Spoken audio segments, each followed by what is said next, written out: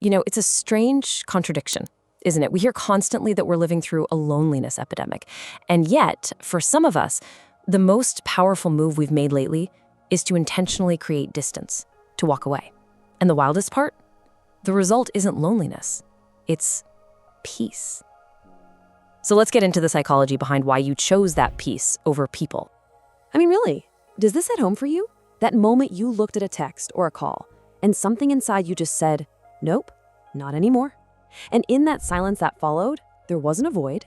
There was just this wave of relief. That feeling right there is the entire reason we're talking about this. I want you to think about that for a second, because this wasn't always who you were, was it? There was a time when the thought of just letting go would have felt impossible. Something had to change. So let's rewind the clock a little bit and look at who you used to be, right? You were the one who got the 2 a.m. phone call. You were the family peacekeeper, the friend who could handle any crisis. You basically walked around with a sign on your back that said, "Bring me your problems." And you took on all of it, every single time, until you just couldn't anymore. And that moment you stopped, that wasn't weakness. That was a seismic shift. See, that decision to let the phone ring wasn't just you being tired. It runs way deeper than that. It was your own biology, your nervous system stepping in and flipping a breaker switch that's designed for one thing and one thing only, to keep you safe. And there's some incredible science behind this. It's called a dorsal vagal response. The easiest way to think about it is like your body's emergency brake. When your system is just chronically overwhelmed and drained, it pulls that brake. It forces you to shut down, to withdraw, all to conserve whatever precious energy you have left. This isn't you being rude, it's your body going into survival mode.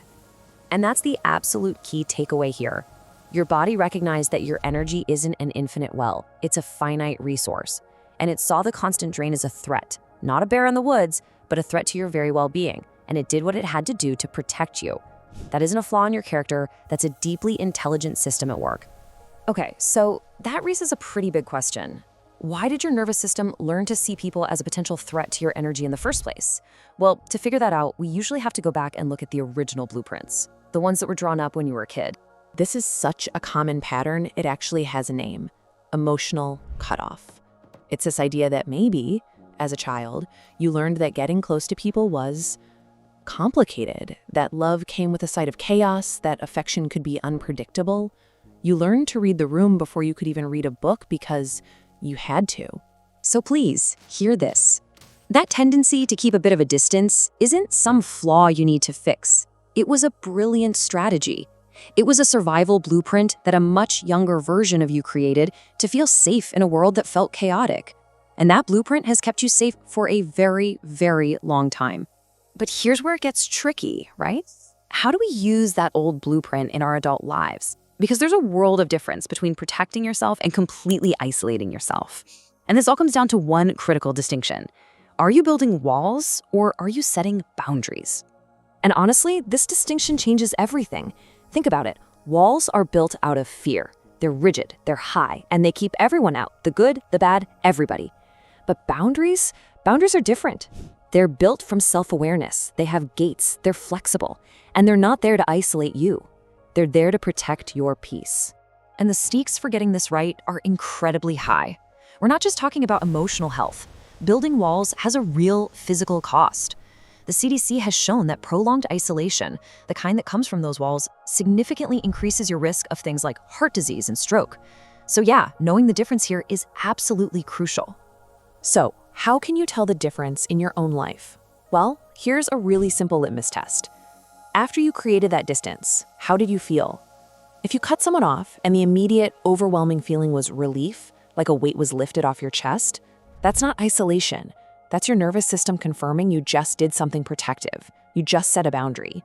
Okay, so this brings us to a really powerful way to look at all of this. What if this tendency you have, this instinct to see the red flags and walk away, what if it's not a problem at all? What if it's actually your superpower? Seriously. I want you to throw out that old label of being too sensitive. Let's call it what it really is. You are a highly skilled pattern recognition expert. You've spent a lifetime collecting data on human behavior, and your brain has become incredibly fast at spotting the patterns that signal trouble ahead. You know exactly what I'm talking about, right?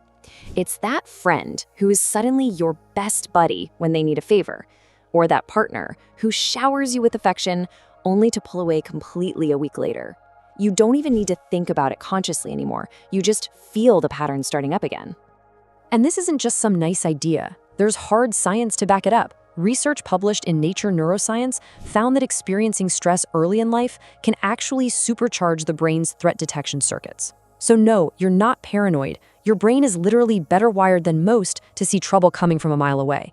It's an advanced warning system. So when you actually listen to that warning system, when you choose to create that space for yourself, what is it that you're really building? Society might call it isolation, but I think that's the wrong word entirely. This is another one of those game-changing distinctions. Loneliness is painful.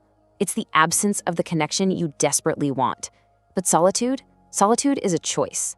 It's the presence of peace. It's creating a space where you can finally hear yourself think. What you're experiencing isn't the pain of loneliness. It's the relief of solitude.